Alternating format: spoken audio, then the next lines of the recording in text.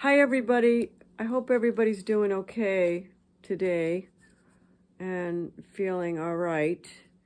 Um, but I'd love to talk to you about. Um, I remember saying to myself when I was very, very ill, what was my illness trying to tell me? Um, because if you look into how you're feeling, and you will definitely see some patterns of your belief systems or just your traumas, of course, and what you had to deal with growing up and into your adulthood if you were an adult. And you'll see that there's, of course, many, many things involved in this illness. And I felt like one big piece for me was um, one huge one I feel is that happiness is really not validated in our society as much as sadness and depression is. And I feel like when you're a child, you're just naturally happy. You got your little toys and you're just hanging out and you're having fun. And it doesn't take you that much to be happy. But then I just feel like things gradually change as you get a little older. Even your parents actually start scolding you for having too good of a time. They'll say, stop laughing or keep it down, or, they'll start interjecting their feelings upon your little childhood experiences. And you will see how you will start to even change about happiness, even from a very young age. But I remember growing up and, we're around a lot of adults and people who aren't happy either, and we're always picking up their energy. And I remember I was saying to myself when I was ill, I would say, uh, it wasn't okay for me to be happy if someone else wasn't happy, like if they felt sad or they were depressed. And I realized that I kind of carried that belief system in me um, all my life. Um, and another one was if someone was ill that I knew, then it wasn't okay for me to be happy. So you can see how that could set you up for just failure, because there's always going to be someone that's sad or depressed that you're going to know. And in life, you're going to be around people that are not well.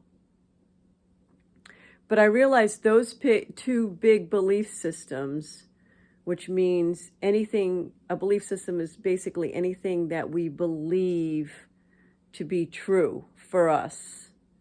It's belief systems are very strong and everybody has them. And I found that with just those two, I could see that it could totally affect my health dramatically as I was, um, you know, um, growing and evolving into a person and into an adult, and even while I was an adult. So I realized that I had to change those old belief systems to something different, to something that worked for me. And what I did and what I believe now is um, I can be happy for just me. I don't have to get dragged into um, others' sadnesses, grief, illnesses. It's not beneficial for my health. I can have empathy and sympathize, but I don't have to take it anymore into my body. And I think that's gigantic.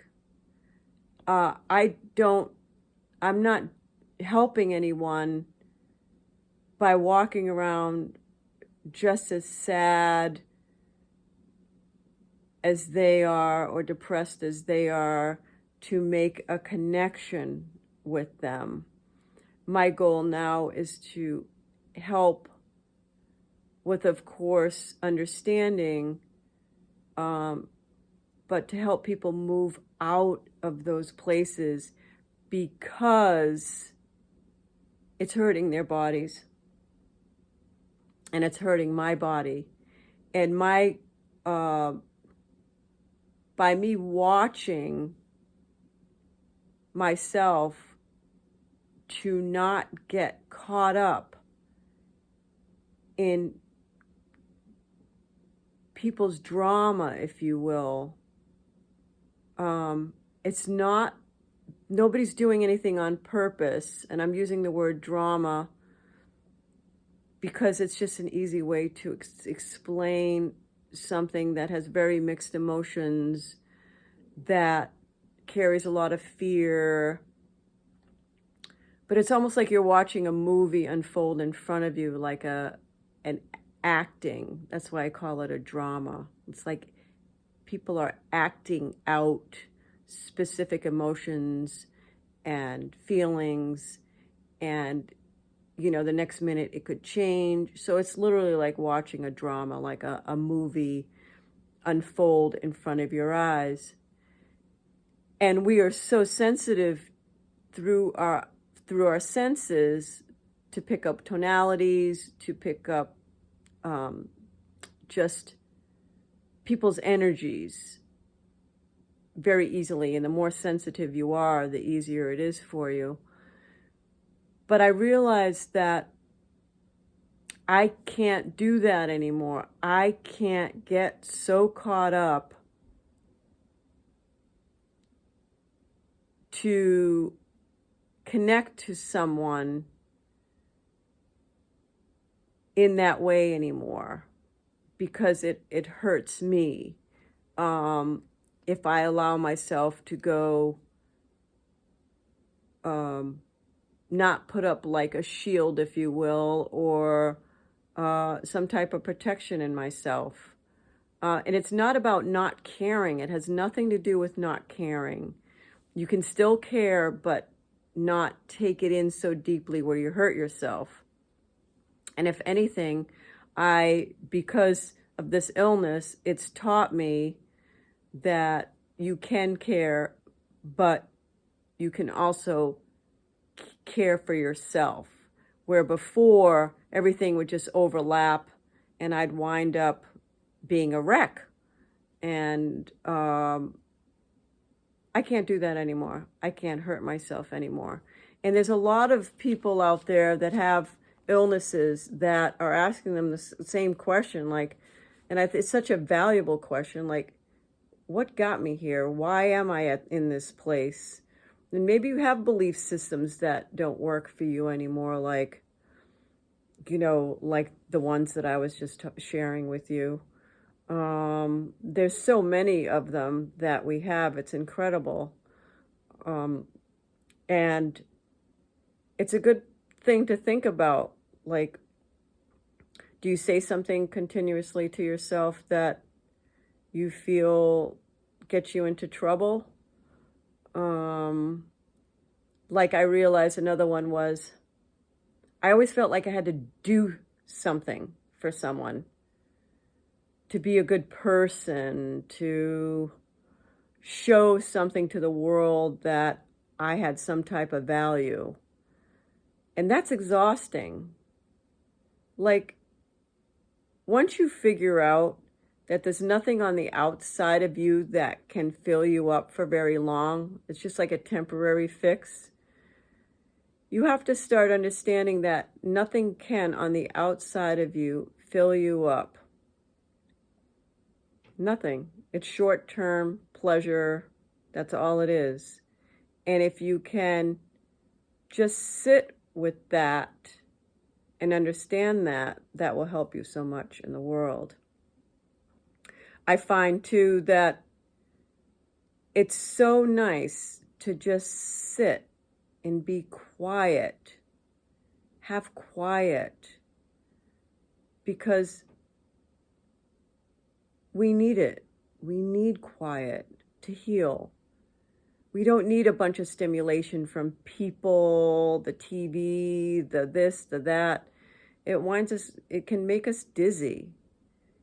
Just sit, be silent, be quiet. It's okay. You're not some weirdo because you want silence, or you don't want to be in the crowd, or you don't want to participate. It doesn't make you strange. A lot of people would like to have you believe that you are, but you're not. You're absolutely not.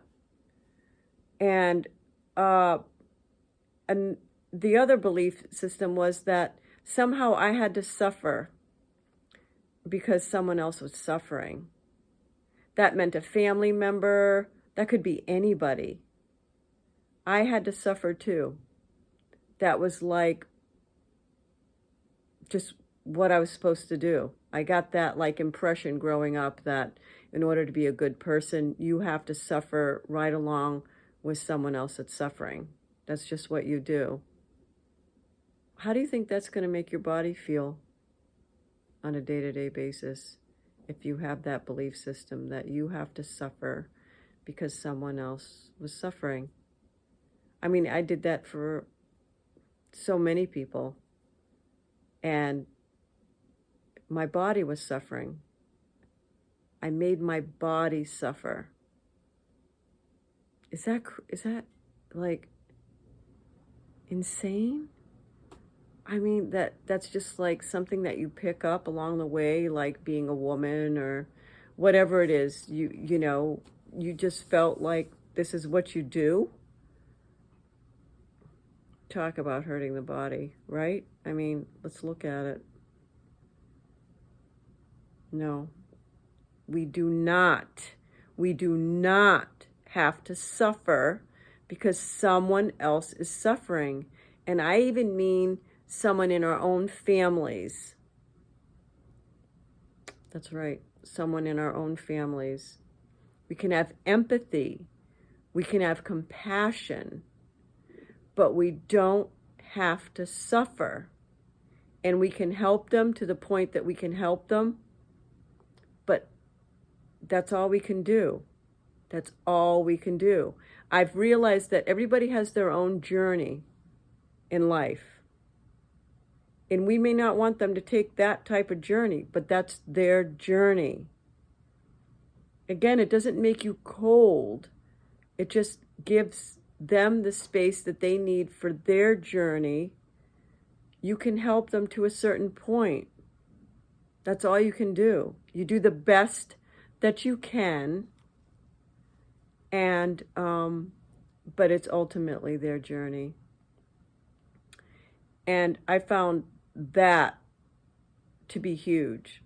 I cannot suffer and have my body suffer any longer for someone else.